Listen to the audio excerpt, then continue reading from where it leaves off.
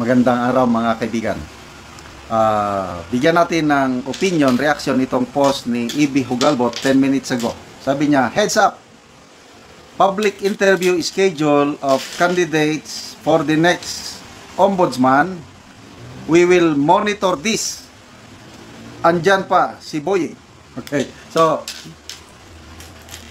kung gusto nyong makita kung paano ang pagsagot ni Secretary Boying Rimulya sa mga tanong ng Judicial and Bar Council, panoorin nyo ito. Ako, I hope na bakante ako by this time. Panoorin ko. Then, lahat sila magsimula ang interview. Ito, basahin ko yung schedule. Post ng Supreme Court. The Judicial and Bar Council has set the public interview of the candidates for the position of Ombudsman on the following dates at the Supreme Court Session Hall. Magsimula August 28, 2025, 9 a.m. to 12 noon. Tatlong interviewin. Michael Aguinaldo, Romeo Benetes, Vestido Caroche. 1 to 5 p.m. Dalawa lang. Corpin Bautista and Stephen Cruz. August 29. 9 to 12. Geraldine Ekong and Beda Epres. 1 to 5. Samuel Gerlan and Kim Jacinto Hinares. September 1. 9 to 12. Annalisa Lugan and Mario Lopez. 1 to 5, Melvin Matibag and Michael Frederick Mosnge. September 2, ito na, i-take note nyo na. September 2, 2025, 9 a.m. to 12 noon, Rimulya, Jesus Crispin, and Felix Reyes. Mark your calendar. Panonoorin natin para ma-monitor paano siya sumagot.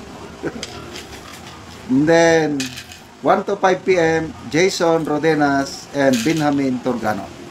Okay. So, ano ang ibig sabihin nito?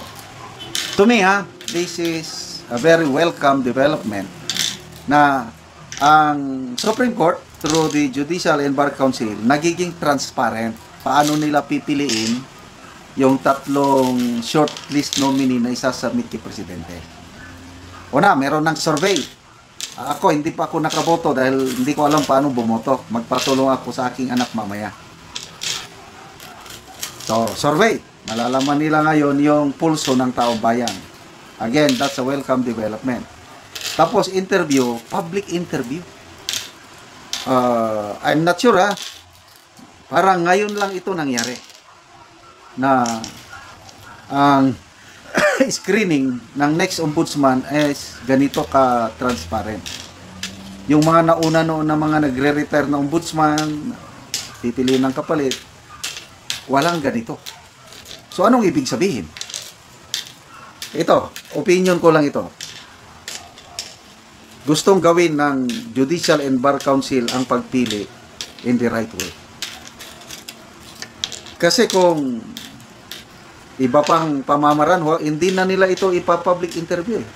Wala nang mga sorbi-sorbi pa yan. So, magpasalamat po tayo sa Supreme Court.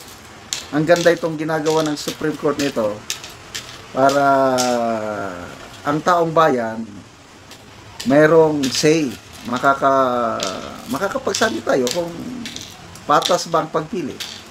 Kasi yung mga sagot, okay, credentials, may kanya-kanyang credentials.